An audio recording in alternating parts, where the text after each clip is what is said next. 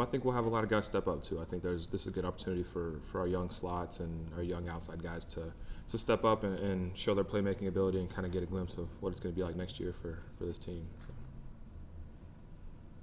Wes? Jacob, have you made a decision yet on what you want to do next season? Yeah, I'm just trying to focus on the bowl and this team right now. Obviously, down the line, that'll have to be a decision that I make, but right now, just trying to truly focus on finishing this season out the right way. Patrick? Jacob, have you seen any difference in Joe in some of these bowl practices, who's sort of taking over being the guy, being starting quarterback for you guys? What you kind of see from him going back to Vanderbilt?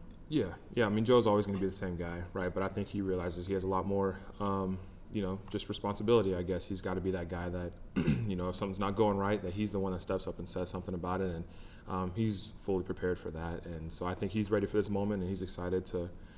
Unfortunately, that whatever had happened with Hendon, it's unfortunate, but he's excited and ready to step into that role and I guess fill his shoes in a way, if that's how you want to think about it. Right.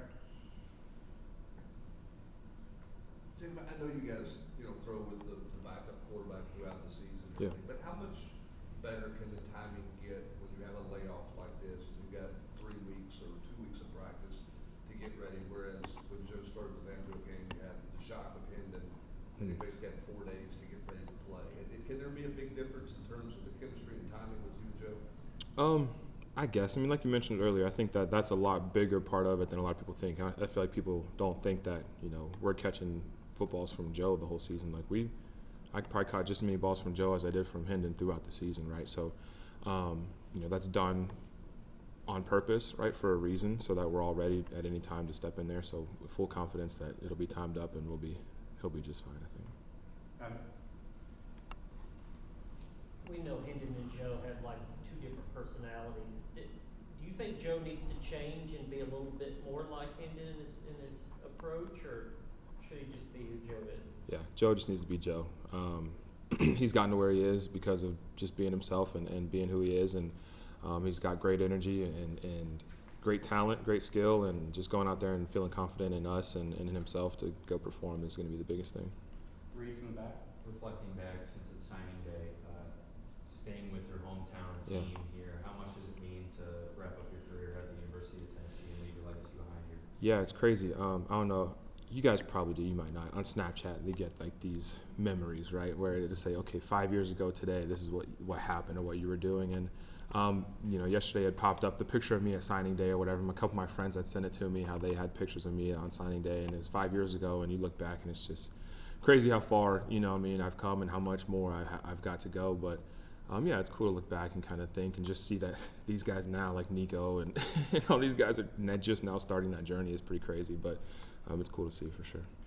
Patrick, and then Brent, and then Eric. Couple things, Jacob. You've been through some coaching changes in your time here. Obviously, Coach Golders leaving to become a head coach. What was that like, and what was some of your final interactions with him? Yeah, obviously, man, that's the biggest opportunity that he's had in his career, right? Going to be the head coach at a big school, and obviously happy for him in the most sincere way, right? And the goal of this thing is to get as far as we can, right, and to improve ourselves, improve our situations for our families and for ourselves, and that's what he's doing. And obviously more than happy, more than supportive of him, and look for them to do great things. That's how it is for us.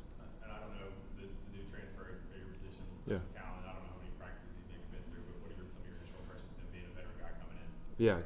Yeah, Callie's cool, man. He came in and was a little bit, hesitant, nervous at first, but kind of settled in. And as we kind of, bonded with him and joking around with him and just talking with him, I think he's going to fit in really well to this team and this group. And I'm just excited to see, what he's got in the future. Brent? Jay, what's the vibe like in your room now? You got 2 veteran guys. Yeah. Just kind of run things. Is that kind of how it works? Yeah, I mean that's we're just doing what we can, man. I think we, not of anyone, but I think we understand this offense really well. We understand what's asked of us, and kind of the details of what we need to get done.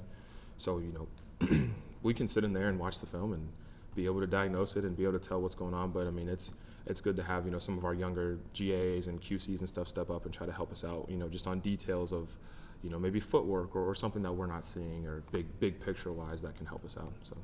Eric? Jacob, there's a lot that's asked for you and Princeton and the tight ends in this offense. Yeah. How long did it take you guys to kind of get used to doing a little bit of everything? I'm sure it's easier this year than it was last year. Yeah. How long was that process? I guess just a few months. You kind of realize quickly, just because of how much, I guess just how, I don't want to call it bookwork, right? But just how much you realize very quickly as the installs get heavier and as the playbook, I guess, gets bigger, that, oh wow, this truly is a lot, right? It's not what we're used to, or they're just depending on us a lot. But we kind of took it as a challenge and took it as, respect, in a way of saying, like, yeah, they think that we can handle this, and I think we've done a good job of applying ourselves and becoming that piece for this offense. Couple more? Any more? Patrick? I think Renee said you haven't decided what you're doing. Yeah. Are you willing to share any of what's going to go into that process whenever you get to it? I mean, no, again, like, I haven't thought much about it. Obviously, there's opportunities here, there's opportunities beyond here. So it'll just be a matter of sitting down with my family and the people that I trust and trying to decide what's truly best for me, what's going to make me happy. So. Anything else? All right, thanks Cool. everybody. Thank you.